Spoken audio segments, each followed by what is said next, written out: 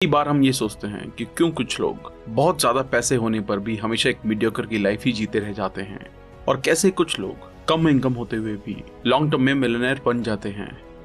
आप चाहे माने या ना माने, इस वक्त पैसों को लेकर जो आप डिसीजन ले रहे होंगे वो आपके आने वाले कुछ सालों के फाइनेंशियल स्टेटस पर असर डालेंगे। तो क्यों ना अभी से पैसों की साइकोलॉजी को समझा जाए और जल्दी से इसका एडवांटेज लिया जाए। इसलिए आज हम बात करने वाले हैं एक ऐसी ही किताब के बारे में जिसका नाम है द साइकोलॉजी ऑफ मनी, जिसे मॉर्गन हाउसेल ने लिखा है। ये किताब पर्सनल फाइनेंस को ह्यूमन बिहेवियर के लेंस से परखती है।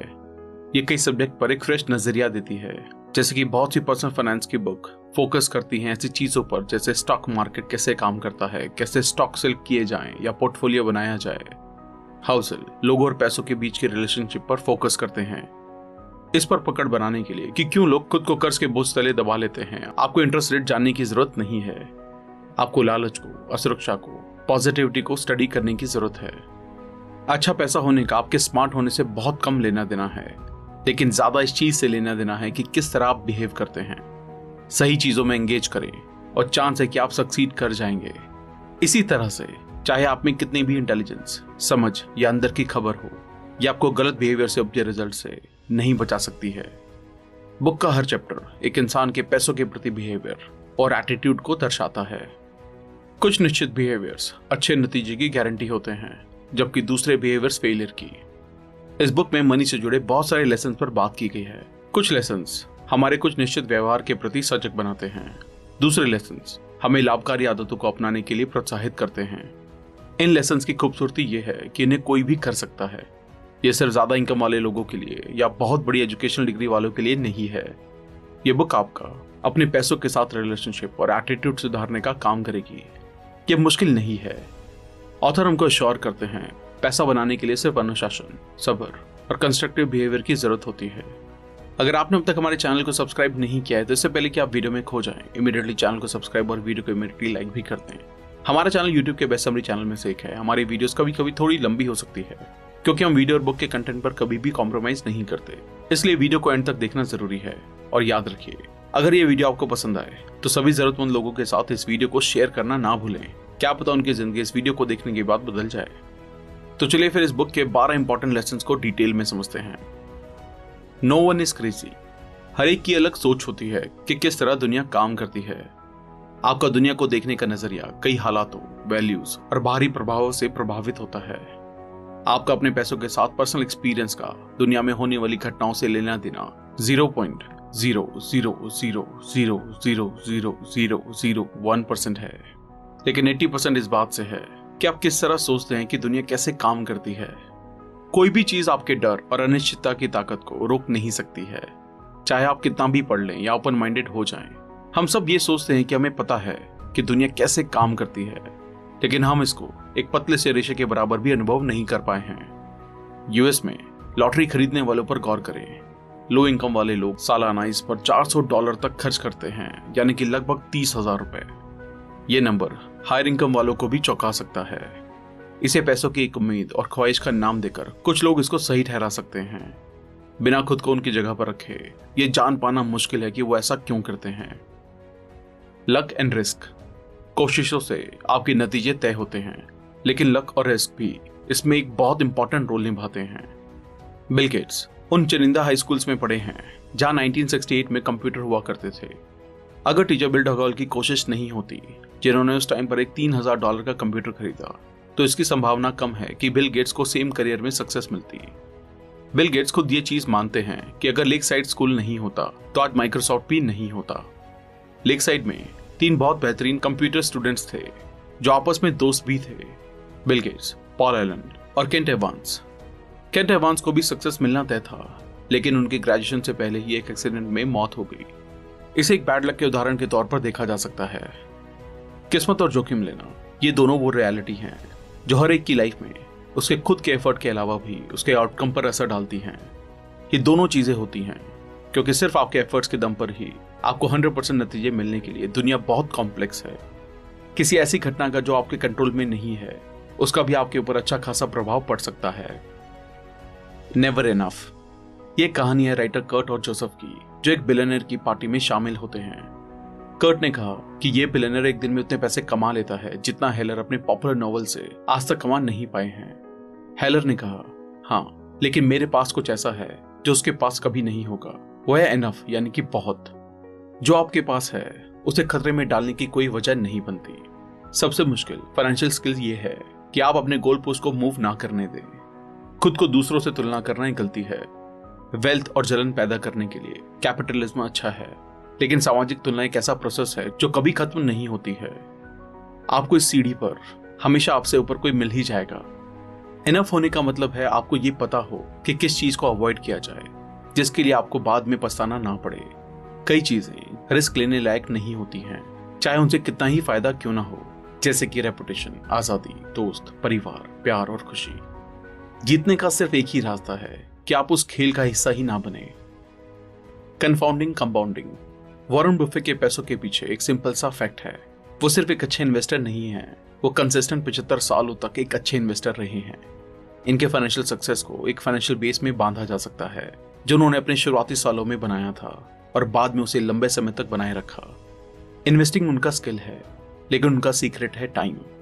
अच्छी इन्वेस्टमेंट हमेशा सबसे ज्यादा रिटर्न के बारे में नहीं होती, ये उन अच्छे रिटर्न्स के बारे में है जिनके साथ आप चिपक कर रह सकें और लंबे समय तक इसे दोहरा सकें। और यहां पर कंपाउंडिंग अपना जादू दिखाती है। Getting wealthy versus staying wealthy. पैसा पाना और बनाए रखना बिल्कुल अलग चीजें हैं और इनके लिए बिल्कुल अलग माइंडसेट और स्ट्रैटेजीज चाहिए। पैसा पाने के लिए रिस्क लेने की जरूरत होती है, पॉजिटिव बने रहने और खुद को इसमें झोंक देने की। पैसा बनाए रखने के लिए जरूरत होती है ठीक इसके उल्टे की। इसके लिए चाहिए विनम्रता और ये डर कि जो आपने कमाया है वो बहुत जल्दी आपके हाथ से निकल भी सकता है। माइकल मोर्टिस, जो कि एक वेंचर कैपिटलिस्ट हैं, कहते हैं, हम ये समझते हैं कि आने वाला कल बीते हुए कल जैसा नहीं होगा। हम अभी तक के मिले रिवॉर्ड्स पर रेस्ट नहीं कर सकते हैं, हम आत्मसंतुष्ट नहीं हो सकते हैं, हम ये मानकर नहीं बैठ सकते कि बीते हुए कल की सक्सेस आने वाले कल की सक्सेस में तब्दील हो जाएगी। एक सर्वाइवल माइंड होने के लिए 3 चीजों की जरूरत होती है।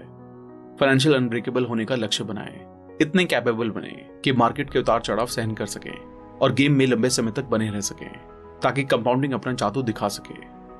प्लान करने के लिए सबसे इंपॉर्टेंट चीज है कि कोई भी प्लान आपके प्लान के अकॉर्डिंग नहीं जाएगा। हर प्लान में गलती के लिए जगह रह जाती है। जितना आपको अपने प्लान को सक्सेसफुल बनाने के लिए एक खास एलिमेंट की जरूरत होगी, उतना कमजोर आपका प्लान होगा। आने वाले कल को लेकर आशावादी रहें, पर सक्सेस के रास्ते में आने वाली बाधाओं को लेकर भी सचेत रहें। Tells you win. ये एक आर्ट कलेक्टर हेंस ब्रिगेन की स्टोरी है। उन्होंने पिकासो, बर्गस, क्लीस और मैट्रिसेस की एक अमेजिंग कलेक्शन इकट्ठा की। लोग उसके आर्ट में इन्वेस्ट करने की कला से भौचक्के रह जाते थे। सच्चाई ये थी कि उसने बहुत ज्यादा संख्या में आर्ट खरीद लिए थे। उसके कलेक्शन का कुछ ही हिस्सा वैल्यूएबल था। बर्गन कई बार गलत भी हो सकते थे, फिर भी आखिर में वो सही निकलते थे। कोई भी चीज जो विशाल हो, प्रॉफिटेबल हो, फेमस हो और इन्फ्लुएंशियल हो, वो एक टेल इवेंट का नतीजा होती है, हजारों या लाखों में एक इवेंट की तरह। अब हम एक वेंचर कैपिटल मॉडल के बारे में बात करेंगे। अगर एक फंड 100 इन्वेस्टमेंट करता है तो वो 80% फेलियर का अंदाजा लगा रहे होते हैं, कुछ परसेंट अच्छा परफॉर्म करने का और 1-2% अच्छे रिटर्न्स का।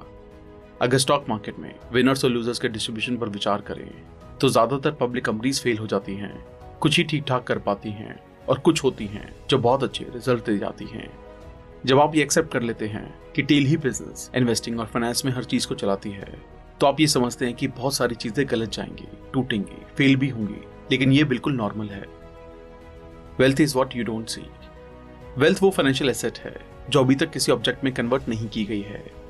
हाउसेल बताते हैं कि जब लोग कहते हैं कि वो मिलियनर बनना चाहते हैं, इसका असली में मतलब ये है कि वो $1 मिलियन खर्च करना चाहते हैं। $1 मिलियन खर्च करना मिलियनर बनने का बिल्कुल उल्टा है। वेल्दी और रिच के बीच में डिफरेंस ये है कि लोग जो बड़े घर में रहते हैं और फैंसी कार चलाते हैं वो रिच हैं। बड़ी इनकम वाले लोग रिच हैं, वो इस चीज को दिखाते हैं कि वो रिच हैं। वेल्थ छुपी हुई होती है। वेल्थ वो इनकम है जिसे सेव किया जाता है, ना कि खर्च।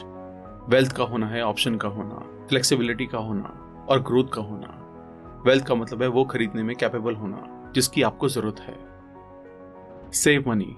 एक सर्टेन इनकम लेवल के बाद 3 तरह के लोग होते हैं। एक जो सेविंग करते हैं, दूसरे जो सोचते ही नहीं है कि वो पैसा बचा सकते हैं, तीसरे वो जिनको नहीं लगता कि उनको पैसा बचाने की जरूरत है।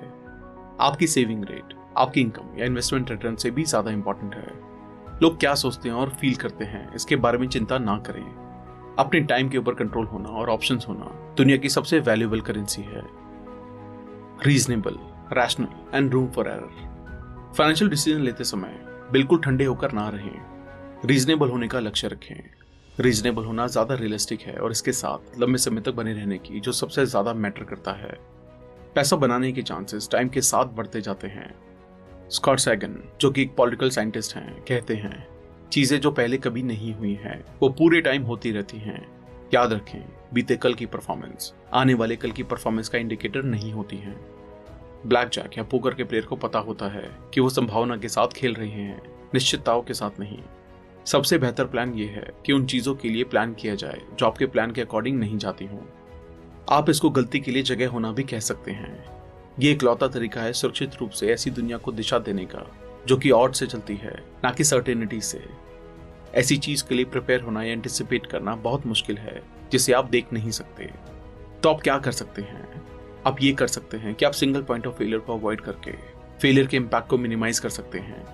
सबसे बड़ा सिंगल पॉइंट ऑफ फेलियर ये होता है कि आप अपने खर्च और जरूरतों के लिए सिर्फ एक सोर्स ऑफ इनकम पर निर्भर रहते हैं, वो भी बिना किसी सेविंग के। रेनी डे फंड्स एक अच्छा आइडिया है। उन चीजों के लिए पैसा बचाएं जिन्हें आप एंटिसिपेट या प्रेडिक्ट नहीं कर सकते हैं। You will change.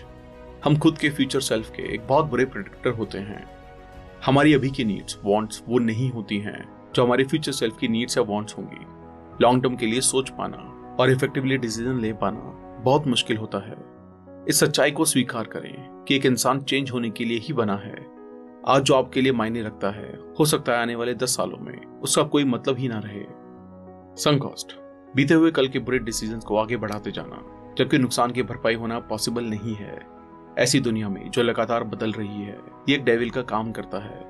ये हमारे भविष्य को हमारे पास्ट का गुलाम बना देता है। ये उस अजनबी की तरह है जो आपकी लाइफ के बड़े डिसीजन लेता है।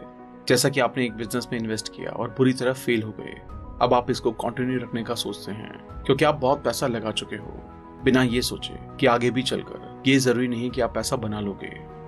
जो चला गया वो संक कॉस्ट है। जरूरी ये है कि हम होने वाले नुकसान से खुद को बचाएं।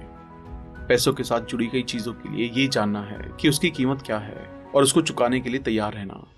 सक्सेसफुल इन्वेस्टिंग एक कीमत मांगती है, लेकिन इसकी करेंसी डॉलर या सेंट में नहीं होती। ये होती है अस्थिरता, डर, शंका, अनिश्चितता और पछतावा।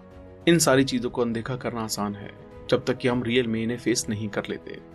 बहुत कम लोगों में ये कहने का स्वभाव होता है कि ठीक है, अगर मैं अपना 20% पैसा गवा भी देता हूँ, तब अगर आप अस्थिरता को एक फीस की तरह देखने लगते हैं तो चीजें अलग दिखती हैं।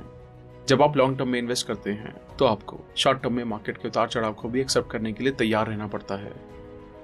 The selection of pessimism. Negative thinking सिर्फ पॉजिटिव थिंकिंग से ज्यादा कॉमन नहीं है, ये उससे ज्यादा स्मार्ट भी लगती है।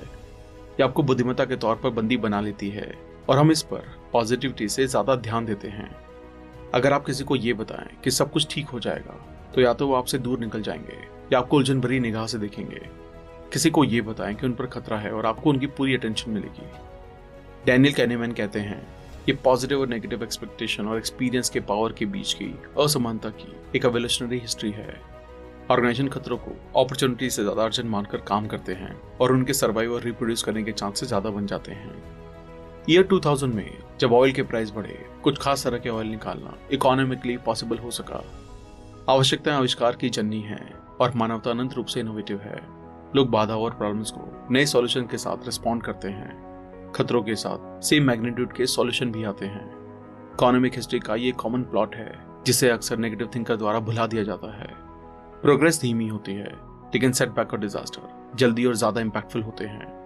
बहुत सारी ओवरनाइट ट्रीटीज होती हैं, लेकिन शायद ही कभी ओवरनाइट मिरेकल होते हैं। ग्रोथ बनती है कंपाउंडिंग से, जो कि हमेशा वक्त लेती है। डिस्ट्रैक्शन होते हैं सिंगल पॉइंट ऑफ फेलियर से, जो कि कुछ सेकंड में हो जाते हैं। और कॉन्फिडेंस लूज होना, वो भी एक झटके में हो जाता है। कन्फेशंस। इस चैप्टर में ऑथर अपने फाइनेंशियल बिहेवियर और बिलीफ को हाईलाइट करते हैं। हाउजर के फाइनेंशियल डिसीजन की एक ही ड्राइव है, इंडिपेंडेंस। वो कम खर्च वाली एक्टिविटीज में प्लेजर खोजते हैं, जैसे एक्सरसाइज, रीडिंग, पॉडकास्ट और लर्निंग। उनके पास लोन के पैसों से लिया हुआ घर नहीं है। वो ये मानते हैं कि हो सकता है कि ये एक बुरा फाइनेंशियल डिसीजन हो, पर ये एक अच्छा मनी डिसीजन है क्योंकि इसमें कम से कम मन की शांति तो है। वो अपने 20%